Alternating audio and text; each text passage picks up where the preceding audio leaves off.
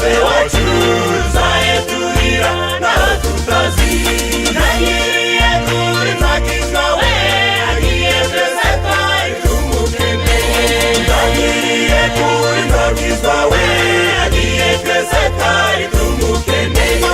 Yagiye kuri ntakizwa we agiye kwezeka itumukeneye. Yagiye kuri ntakizwa we agiye kwezeka itumukeneye.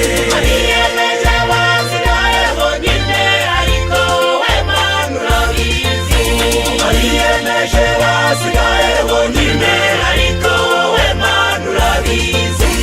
Ariyemeje basigaye bonyine ariko we Mana urabizi. Ariyemeje basigaye bonyine ariko we Mana urabizi. Umuryango wawe usigaye wonyine ariko we Mana urabizi.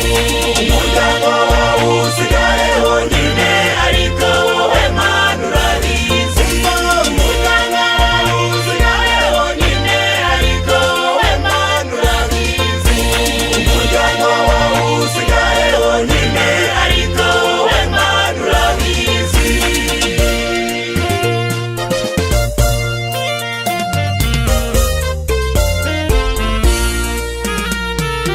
Uzima Mana wabitwereka, uzima Mana wabitwereka.